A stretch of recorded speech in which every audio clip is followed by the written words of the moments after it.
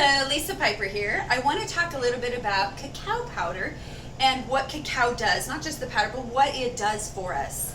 So what is cacao and how is that different than just regular old chocolate on the shelf? So cacao in its raw state has a lot of medicinal benefits and properties, and this is what we hear of and think of when people say, oh, chocolate's so good for you. Well, the truth is, if you have chocolate that's in a healthier way and in its raw form, yes, it is very healthy for you. When you go and alter it and add a lot of sugar and fillers and soy lecithin and all these other things you can't pronounce, not so much. You've kind of killed off a lot of the properties. And yes, you can get some medicinal benefits, but not quite as much as if you're having it in its raw form. So what is raw chocolate or raw cacao? This is going to be at least 115 degrees or less.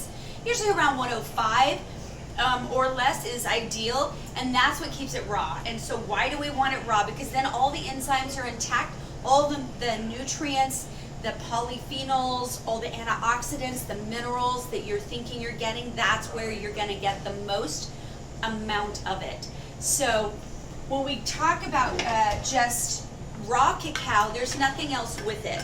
And the cacao powder itself looks like a cocoa powder, a Dutch cocoa. The difference is that has stuff mixed with it, and it's been processed pretty highly and not as medicinal as straight raw cacao. Now, eating it like this, it does not have sugar added to it, so it is going to be very bitter. The other benefits that it has, yes, it's got polyphenols, it's got flavonols and things that can really help your body to be supported. Those minerals, potassium, it's even got iron in it. So without knowing all the minerals and vitamins of it, just know that, yeah, it's a great multivitamin, antioxidants, things that your bodies need, and it even can help reduce tumors in cancer because of the high amount of these antioxidants, and they do a little bit of cell damage repair. Again, this is making sure you're eating it without all the extra sugar added to it. Because once we add sugar, sugar then usually feeds cancer and it goes the other direction. So if you're looking for those anti-cancer, anti-tumor properties from cacao, you're going to be doing it in the raw state. That's how you're going to get the most benefit without sugar added to it, but you can add a little bit of fruit and that will help greatly. The other benefits from it is great for memory and mind sharpening, focusing. It really helps because it goes into the brain and really stimulates not just the brain, but also the blood flow to the brain. So in that way, it's also great for the heart, great heart health and cardio health, because it also really helps blood flowing through the body and the brain really nicely. It can reduce bad cholesterol, increase good cholesterol. Again, this is when we're eating it in our pure form without the sugar and extra junk added to it in a clean form. This is how you get those benefits from you. And absolutely, it has been known to help with depression, for people to give them that little bit of serotonin boost that you need and a little bit of a pick-me-up going, yeah, I feel all right about it without a really strong caffeine spike.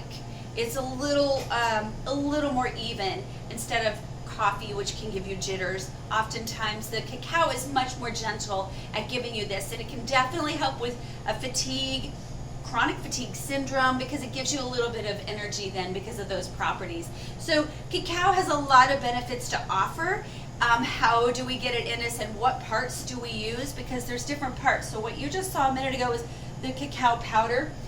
This is cacao nibs, and that's where they take the cacao bean out of the pod, and it's a very bitter part, and they actually kind of roast it, crush it down. I like mine not roasted because we're doing raw. Usually you'll get it roasted, but this is just broken down, and it's a little harder and crunchier, very, very bitter.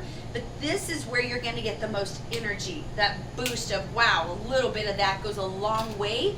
Don't need a whole lot of it.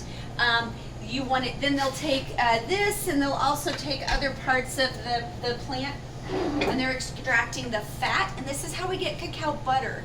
So cacao butter is the fat that's been pressed from the cacao plant, And it's not an actual butter like dairy. Clearly it's vegan and there's no butter to it. They actually consider it more of a vegetable butter or oil or fat. But this is really good for the brain, again, because it's a good fat that your body needs and knows how to process properly. This is a little milder than like the cacao nibs, which are bitter, dark bite to them. So this is going to be a little bit sweeter. Still, we haven't added sugar to this. Just talking about these in their pure form is what you're going to get the medicinal benefits from. But when you go to make chocolate, it's usually made from this and the cacao powder in there, and this melts down, and when it is at room temperature, it solidifies, which gives you that chocolate bar flavor, and it can sit on the shelf, and it has more of a shelf stable if you've tempered your chocolate properly.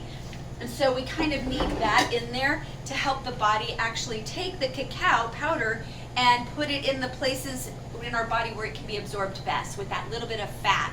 So how do we eat our chocolate where we're not adding sugar? So here's some ideas. One of the things I love to do is to take those cacao nibs and I'll put it in a trail mix with other maybe goji berries or other fresh dried fruits and nuts and seeds. It's a great way to get a little bit in there and you don't have that big boost from any cane sugar or processed sugar of any type. The other thing I like to do is I'll take cacao powder and I'll take a banana and mush it together like a paste. It's the best chocolate dip you can put anything in or on. It tastes amazing and you don't need to add extra sugar. The banana does have sugar in it. It's from nature and it has all the fiber intact because we're doing whole plant. And that's how the body knows how to recognize it easier. And the pancreas won't spike quite as much when it's eaten that way. So that's another good way to do it. Another thing I love to do is add mulberries. So Turkish dried mulberries are ideal, but you can even take black mulberries. The white mulberries have a little bit more sugar to them when they're dried, but again, it's a sugar from nature and the glycemic index is a little bit lower, so I like to add that sometimes to my cacao, and that's my sugar that I'll add. Or of course dates. You could add medjool dates. Now you have even more iron in there when you add dates to sweeten it, and that's a great way to make a treat out of it that you can make either raw in a date bar form with cacao and dates, and there's your sugar, and put it all together. You can make a pudding using cacao, maybe just a tiny bit of the cacao butter in there and a date in there for your sweetener. It's so yummy. So these are ways you can experiment with it and have a little fun. And of course you can always make full-on chocolate. And what I recommend is if you're gonna use a sugar, try coconut sugar because it has a little bit lower glycemic index. It's a little easier on the body. Still gonna spike the pancreas a little bit, but not quite as strong as cane sugar would that's been processed.